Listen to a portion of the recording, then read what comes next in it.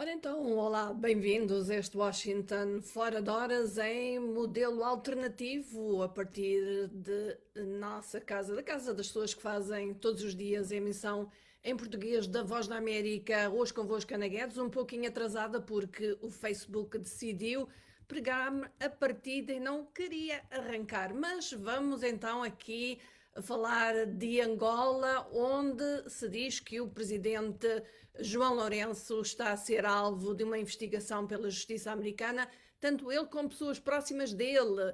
Ele está a ser investigado há um ano pelos procuradores americanos que acreditam a terem provas de violações da legislação dos Estados Unidos por parte do atual presidente angolano, família e também parceiros de negócio. A informação era avançada pela consultora especializada em análise de gestão de riscos em África, no Médio Oriente, a Pangaea Risk, segundo revelava o jornal português Expresso.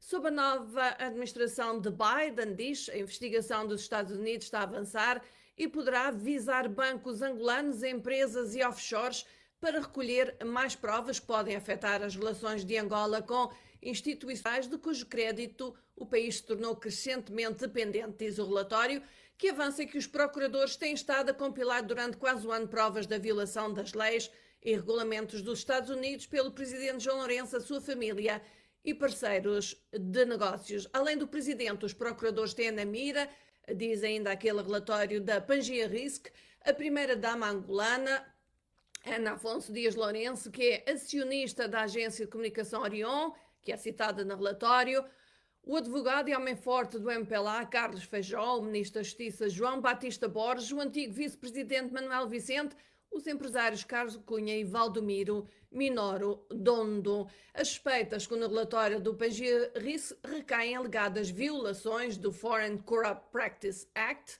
a legislação norte-americana sobre a corrupção americanos no exterior. A investigação está centrada em transações bancárias ilegais, fraudes bancárias para a compra de imóveis nos Estados Unidos e uma conspiração para defraudar o Departamento de Justiça dos Estados Unidos pela família Lourenço.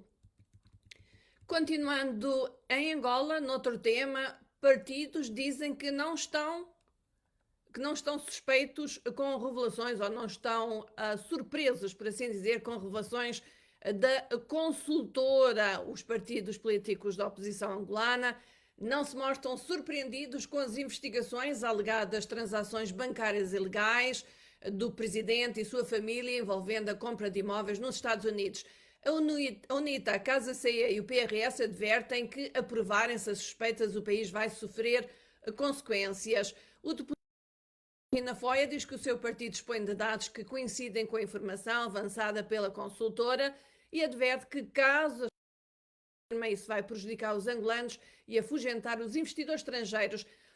Também o secretário-geral do PRS, Rui Malopa, considera que as investigações em curso fazem parte das inúmeras denúncias da oposição sobre a corrupção em Angola envolvendo altas figuras do partido no poder, enquanto o presidente da Casa CE, Manuel Fernandes, sustenta que essas denúncias mancham a imagem no contexto internacional.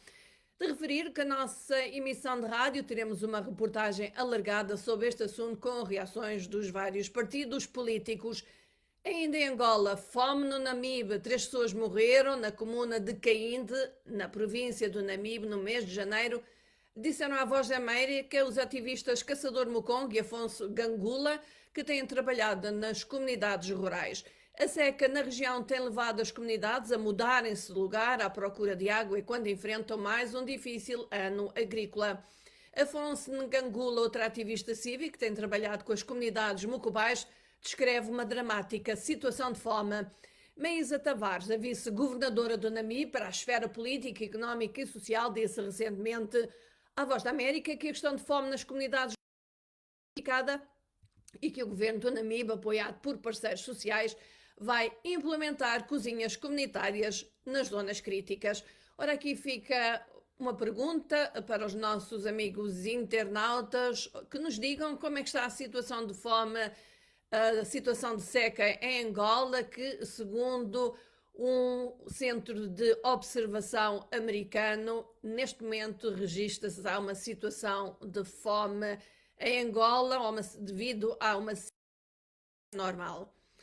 Vamos agora falar de Moçambique, e isto porque o vice-chefe de Estado-Maior-General das Forças de Defesa de Moçambique, Bertolino Capitine, avisou que o Estado não vai conseguir ganhar o conflito em Cabo Delgado contra a insurgência islâmica se a população da província continuar a ser hostil às forças de segurança. Podemos ter canhões da última instância, mas se hostil ao Estado moçambicano não haverá vitórias, afirmou Bertolino Capitine aos militares dos distritos mais afetados pela insurgência armada em Cabo Delgado. Ele disse que as forças de segurança devem manter o seu compromisso de erradicar o terrorismo em Cabo Delgado. As forças de segurança, recordem-se, têm sido várias organizações de cometer abusos contra civis na região, o que crima o clima de hostilidade a que alude o vice-chefe do Estado-Maior. Ainda relativamente a Cabo Delgado, o Comitê Internacional da Cruz Vermelha diz que quer capacitar as forças de defesa e segurança moçambicanas a enfrentar o terrorismo em Cabo Delgado, prestando assistência humanitária às vítimas deste fenómeno. O anúncio foi feito pelo presidente da organização, Peter Maurer, no final de um encontro que teve em Moçambique, de uma visita a Moçambique, que incluiu deslocação à província de Cabo Delgado, que neste momento, como sabem, está a ser avatada por ataques armados de insurgentes. Maurer reuniu-se com o presidente Filipe Nyusi, com o representante também da Cruz Vermelha em Cabo Delgado, de que obteve informações detalhadas sobre a situação humanitária naquela província. Peter Maurer indicou que a questão da capacitação das forças de defesa e segurança foi um dos assuntos discutidos com o presidente Filipe Nyusi, sem, no entanto, adiantar pormenores. Falando à imprensa, o representante do Comitê Internacional da Cruz Vermelha destacou a necessidade de se respeitar os direitos humanos no combate à insurgência. Mais detalhes na nossa emissão de rádio a partir das 19 horas de Moçambique. E vamos à Guiné-Bissau, um caso de veras insólito. Isto porque o Procurador-Geral da República vai ser julgado por corrupção.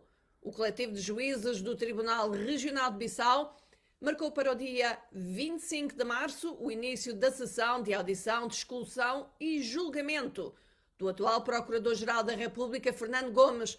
De acordo com o despacho a que a Voz da América teve acesso, Fernando Gomes é acusado de desvio de fundos quando exercia as funções de Ministro da Função Pública no período em que Carlos Gomes Júnior era Primeiro-Ministro. O despacho refere que o Tribunal é competente em razão de matéria para este ato, enquanto o Ministério Público tem a legitimidade do exercício da ação penal. De referir que esta é a primeira vez na história da Guiné-Bissau que um Procurador-Geral da República vai a julgamento por um crime que tenha cometido no passado. Entretanto, ontem o PAIGC revelou que a representação da Organização das Nações Unidas e da CEDEAO recomendaram ao antigo primeiro-ministro da Guiné-Bissau que se refugiasse na sede da ONU em Bissau, depois de ter sido demitido, isto a 28 de janeiro de 2020. A da Comissão Permanente do PAIGC, que diz ainda que Gomes está em Paris, depois de na sexta-feira ter saído de Bissau em direção a Dakar, capital do Senegal. Na sexta-feira 12, como a Voz da América noticiou, Aristides Gomes saiu para Dakar depois de negociações entre a ONU e o governo guineense. O Ministério dos Negócios Estrangeiros teve o aval do presidente Umaru Sissoko Embalo. Aristides Gomes saiu sexta-feira da sede da ONU em Bissau, onde se encontrava refugiado há cerca de um ano por temer pela sua segurança. Ora, já iremos aqui falar de Cabo Verde. Vamos, entretanto, ver se temos alguns dos nossos amigos conosco. Temos para já Valenciano Chiquérrimo. Refere algo sobre João Lourenço de Bombo. Mateus Fernando diz que está em São Paulo, no Brasil. São Paulo, Brasil, que já vamos ter aqui falar um pouco relativamente ao Carnaval, já lá iremos. Temos também, desde Angola, o Armando, o Inácio, Manuel Gonga. Temos a Gina Silva, bom dia. Temos também Leonardo Jonas Leandro, diz que está muito bom assim. Por favor, se possível, dê-nos o Obama para governar a África Austral. Não sei se o ex-presidente Barack Obama estaria na disposição de governar a África Austral. Nem sei se poderia, devido à nacionalidade, não esqueçam. Alfredo Benjamin Cordeiro fala-nos desde Luanda. Temos também o Cordeiro. Temos depois aqui connosco o José Tomás, está ligado desde a Catumbela, em Benguela. E temos o Venâncio Prata. Boa tarde, vou e a todos os palopes. Estou a acompanhar as notícias a partir de Luanda, mais precisamente de Viana. Temos connosco Geraldo Ivaristo, que diz boa tarde, boa tarde também para todos os nossos amigos e internautas, ou bom dia, ou boa noite, dependendo de onde nos estejam a ver. Temos ainda connosco desde Londres o Elvino Neto. Já iremos de novo aqui aos nossos amigos internautas. Então, como prometi, vamos então Cabo Verde. Isto porque o Presidente vetou e vai devolver ao Parlamento o diploma aprovado em dezembro da revisão do Código do Processo Penal, depois que o Tribunal Constitucional declarou inconstitucionalidade das novas normas. O Tribunal decidiu pronunciar-se pela inconstitucionalidade das normas por violação do direito à presunção de inocência do arguido e do direito à imagem, por violação da liberdade de informação, violação das garantias de defesa e do direito ao silêncio, por violar os direitos à liberdade e à propriedade, entre outras normas. As dúvidas do Presidente sobre o diploma suscitar o parecer do Tribunal a 22 de janeiro, incidindo em 10 alíneas e artigos da revisão do Código do Processo Penal. O pedido incidia sobre artigos e números relativos à denúncia, declaração de constituição como assistente, primeiro interrogatório judicial do arguido, detido e defensor oficioso, divulgação de peças processuais ou de identidade do arguido, identificação de suspeitos, entre outras alíneas que suscitaram o pedido do Presidente da República. Em São Tomé e Príncipe, vamos falar aqui de combate ao alcoolismo que chegou ao Parlamento, que está a escutar operadores económicos e também a sociedade civil. O objetivo é preparar uma lei para regular a produção, a venda e o consumo de álcool no país. Como justificação, o Parlamento lembra que o alcoolismo está na origem de vários problemas que têm contribuído para a degradação socioeconómica do país nas últimas décadas. Vários estudos indicam que as comunidades rurais têm a maior taxa de consumo do álcool no país. A produção de aguardente de cana e do vinho de palma nas comunidades agrícolas não tem qualquer controle por parte das autoridades que fiscalizam as atividades económicas no país, e as bebidas são vendidas a consumidores entre a população adulta e menores de idade sem qualquer regra. Perante os efeitos do alcoolismo, a Assembleia Nacional decidiu então legislar no sentido de adotar mecanismos para controlar a produção anárquica de bebidas alcoólicas e travar a sua comercialização e consumo exagerados. Este mais um tema que vamos voltar na nossa emissão de rádio, porque fomos ouvir vários especialistas sobre a questão do alcoolismo. E vamos aqui falar de outra África. 5 pessoas morreram de vírus ébola na Guiné, disse a Agência de Saúde, quando o governo e grupos de ajuda começam a lançar a sua resposta ao novo surto. A Guiné anunciou o surto do ébola no sábado, o primeiro na África Ocidental, desde que uma epidemia de 2013 a 2016 deixou mais de 11.300 mortes na Guiné, Libéria e Serra Leoa em conjunto. O ébola causa febre forte e, nos piores casos, sangramento impossível de parar. É transmitido através do contacto próximo com fluidos corporais e as pessoas que vivem ou acudem de pacientes estão em maior risco. O representante da OMS na Guiné disse que as vacinas do ébola podem chegar ao país de 13 milhões de pessoas em 48 horas. E vamos aqui aos Camarões, porque o exército anunciou a prisão de vários soldados e polícias por torturarem um suposto terrorista na região anglófona marcada pelo conflito. Um vídeo de 10 minutos foi postado nas redes sociais mostrando homens em uniformes militares com rifles de Kalashnikov e um facão a baterem no homem seminu e a pontapeá-lo na cabeça. O vídeo da tortura foi filmado no noroeste do país, de língua inglesa, segundo um comunicado do Exército. Desde há 3 anos que os grupos armados separatistas lutam com as forças de segurança nas regiões de língua inglesa, com ambos os lados acusados de violência contra civis. Os rebeldes anglófonos regularmente atacam também escolas, pois associam as escolas ao governo central. Grupos dos direitos humanos dizem que mais de 3.000 pessoas morreram, 3.000 fugiram de suas casas em 2017 como resultado da violência. Ainda em África, o Tchad vai enviar 1.200 combater jihadistas numa zona da fronteira do Sahel, segundo o seu presidente, Idriss Déby, isto no momento em que a França diz que vai continuar a manter o número de soldados que tem neste momento na região do Sahel a combater os jihadistas islâmicos.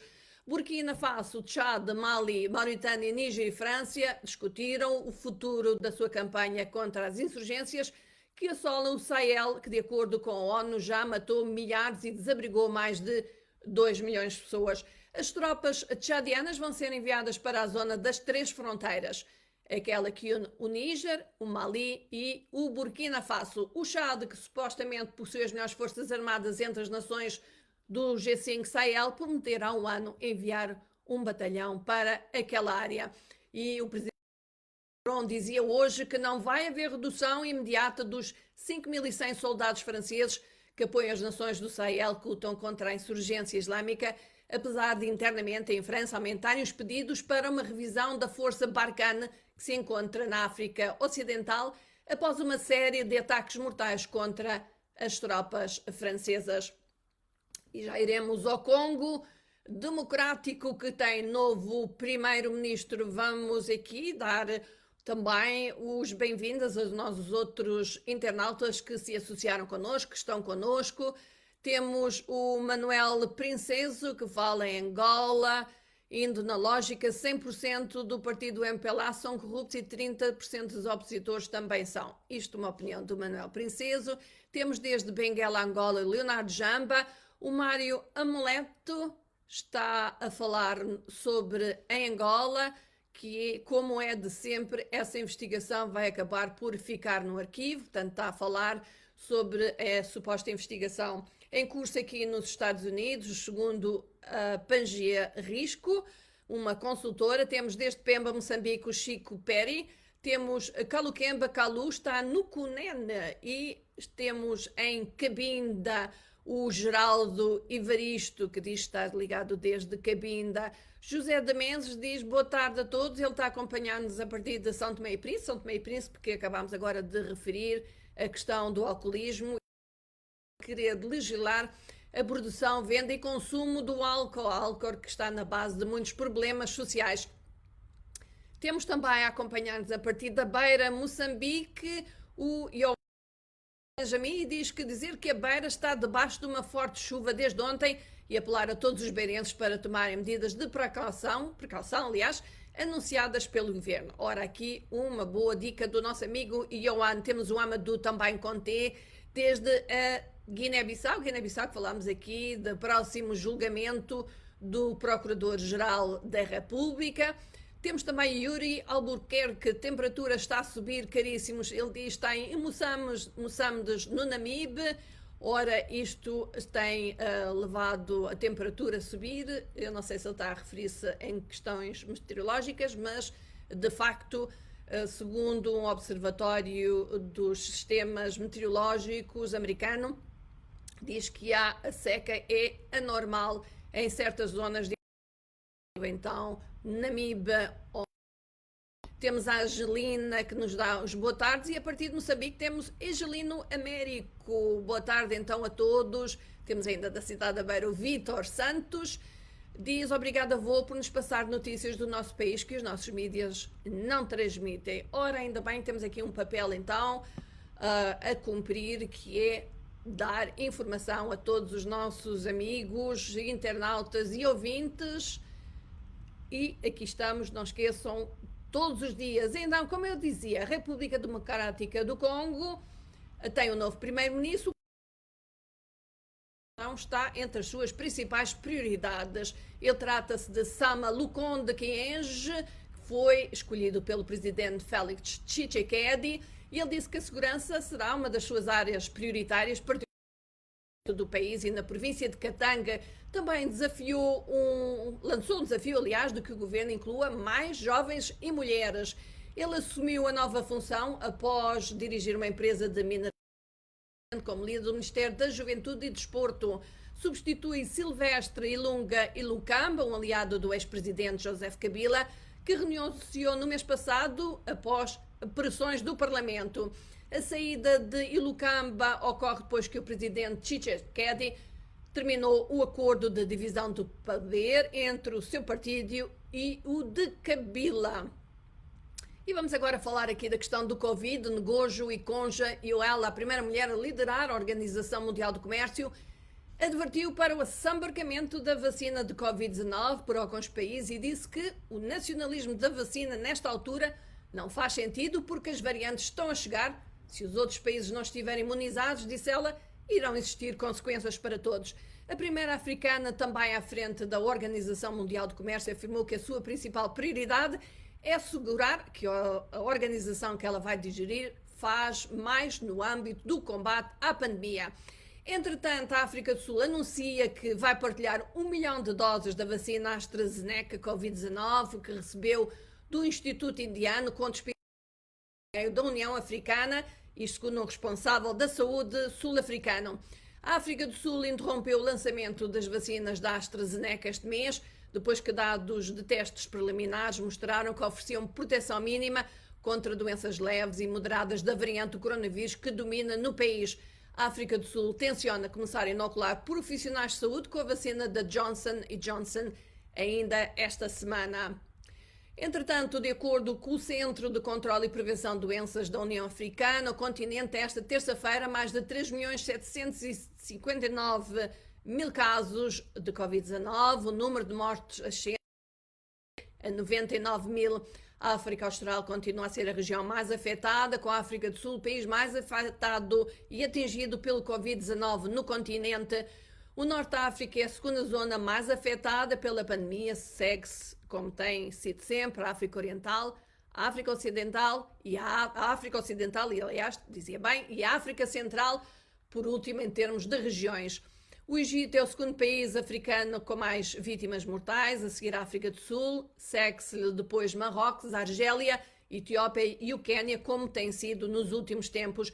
Em relação aos países de língua oficial portuguesa, em África, Moçambique registra 547 mortes, aproxima-se dos 51.000 casos, segue-se Angola com 493 óbitos e um pouco mais de 20.000 casos, Cabo Verde tem 139 mortos, 14.762 casos, Guiné-Bissau soma neste momento 46 mortos, tem 2.924 casos.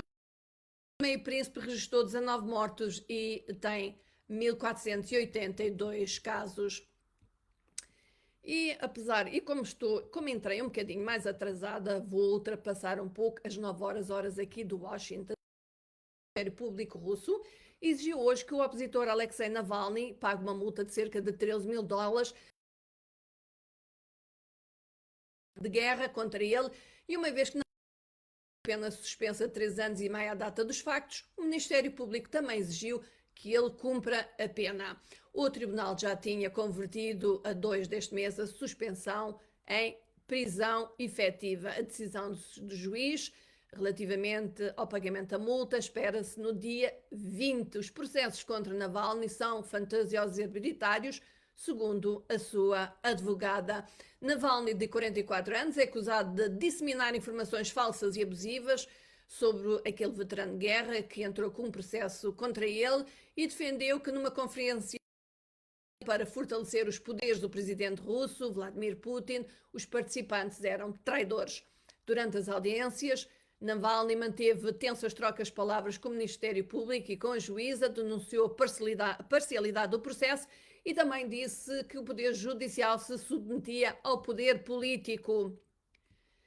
Na Birmânia, ou hoje Mianmar, novas acusações contra a ex-líder Aung San Suu Kyi, cujo regime foi deposto num golpe de Estado militar no dia 1 deste mês. Suu Kyi é acusada de importação ilegal de dispositivo telefónico, aguardando-se que compareça quarta-feira, portanto amanhã, perante um juiz. Ela está também acusada de violar as medidas de distanciamento social impostas na sequência da pandemia de Covid-19, um ato de campanha eleitoral com mais de 30 pessoas. Suu Kyi, de 75 anos, que já esteve 15 anos presa em prisão domiciliária durante o regime da anterior junta militar, pode ser condenada a uma pena de prisão até 3 anos pelo delito de importação ilegal. E aqui na Voz da América, tempo para também falarmos, dizer que estamos em tempo de carnaval, não se está a brincar ao carnaval, como todos os anos tem acontecido. O ano de 2021 vai ser marcado, por exemplo, no Brasil, pelo cancelamento da data festiva, a data festiva, como sabe, mais importante do Brasil, de facto.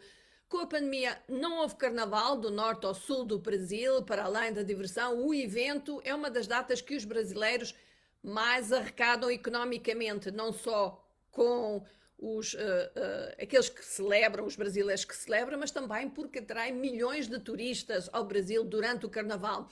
A Voz da América vai visitar em São Paulo, que paralisou os trabalhos para o desfile deste ano, mas que diz que está já a preparar-se para 2022. Portanto, esperamos que vá ao nosso site, no Facebook e também www.voaportugues.com e vai ver então a conversa aqui nesta visita a esta escola de samba em São Paulo. Na Guiné-Bissau, o cancelamento também das festividades de carnaval vai ter um impacto na economia turística do país, segundo atores que intervêm no setor cultural do país. De recordar que o governo guineense decidiu proibir a realização do carnaval este ano devido exatamente à pandemia do coronavírus. E não se esqueçam, temos redes sociais, aliás, redes sociais que nós aqui vamos falando, porque quando os nossos amigos entram em sintonia connosco, estão através das redes sociais, neste caso o Facebook. Temos também Firmino da Silva, boa tarde, estou acompanhada a partir de Luanda. Temos também aqui, desde o Dondo, esteve Caetano Pita, temos o Jorge Chial, ele está em Londres. E temos o Aleixo Tavares, que diz é necessário investigar-se essa consultora, portanto será essa consultora que divulgou o tal relatório, portanto estamos a falar da Pangea Risco, a consultora que divulgou o relatório em que se fala sobre o presidente angolano estar a ser investigado pela justiça americana, não só ele, como pessoas que lhe são próximas. E vamos então aqui falar então nas redes sociais, e isto porque no website da Voz da América, como eu já disse, www.voaportugues.com, o artigo está a chamar a atenção, é os negócios de João Lourenço exatamente, e aliás investigados nos Estados Unidos, segundo consultora da Alta Finança. Vamos também no Facebook, Instagram e Twitter da Voz da América. Colocámos a seguinte pergunta aos internautas e gostaríamos que fossem lá e respondessem. O governo angolano e várias entidades oficiais iniciaram uma campanha de limpeza de lixo em Luanda. Algumas pessoas são da opinião que se o cidadão paga impostos, o Estado deve prestar os serviços pagos pelo cidadão. Outros defendem que todos devem contribuir na limpeza porque o país é de todos. Já participou nesta campanha? Porquê? Não esqueça, vá ao Facebook da Voz da América e responda, diga-nos o que pensa, a sua opinião sobre a questão da campanha de limpeza de lixo em Luanda. E esta semana no Angola Saúde em Foco vamos falar da corrida mundial às vacinas, mas para quando em África há novas teorias da África do Sul que põem em causa a eficácia das vacinas existentes. Há quem use máscara dupla, há quem só use uma máscara de vez em quando. Às aulas, há sempre sobre o vírus que desacelerou o mundo e a doutora Nádia Camato vai responder às suas questões, não esqueça, questões sobre o Covid-19 no Angola Saúde em Foco. Envie-nos para o WhatsApp da Voz da América, mais 908-652-4584 ou mensagem para o nosso número local, escreva 932-348-698. Não esqueça, esta semana no Angola Saúde em Foco vamos falar de Covid, da corrida mundial às vacinas, das novas variantes, da questão do uso da máscara às aulas. Portanto, uma boa oportunidade para perguntar à nossa médica Nadia Camate o que ela acha, tira aqui as suas dúvidas. E trending, vamos só falar de um trending no Twitter, a entrevista de Oprah ao casal real Meghan Markle e o príncipe Harry, depois do anúncio, promete revelar detalhes da família real britânica. Mais de 27 mil tweets inundaram a rede social com todo o tipo de reações, muitas contra o casal que procurava privacidade e por isso abandonou o Reino Unido, mas que agora vive no centro das celebridades em LA e está disposto a falar da sua vida com uma das apresentadoras de televisão mais famosas do mundo, Oprah Winfrey. Outras opiniões, claro, defendem o entusiasmo e a curiosidade do que sairá dessa entrevista. A imprensa já começou a sugerir os temas da conversa. E temos também aqui para recordar que The Weeknd, o rapper canadiano que está muito na berra, celebra hoje 31 anos. Portanto, parabéns para The Weeknd. E no Google as pesquisas estão viradas para os cortes de energia no Texas devido à onda de frio que atingiu o estado do sul americano. As interrupções em curso no Texas duram mais do que o esperado, de acordo com a Companhia de Eletricidade do Texas. Mais de 1 milhão de pesquisas é dedicado a este tema. E pronto, amigos, hoje fiquei um bocadinho até mais tarde, passei das 9 horas aqui horas de Washington, porque o Facebook decidiu pregar uma partida e não me deixou entrar à hora exata, que são 8h30 da manhã aqui em Washington. De todos, vai despedir Ana. Um grande abraço. Antes de dizer que o Ilars Benzo M diz: espera que haja sucesso nessa investigação. Temos também o Silvano Candinda Oliveira, obrigado por nos passarem notícias dos maribombos. Portanto, Ana Guedes despede-se todos, despede-se também fora de horas desta terça-feira, 16 de fevereiro de 2021. Vamos voltar amanhã para mais 30 minutos de Washington fora de horas. Até lá, fiquem bem. Como sempre, um abraço para todos. Bye, bye.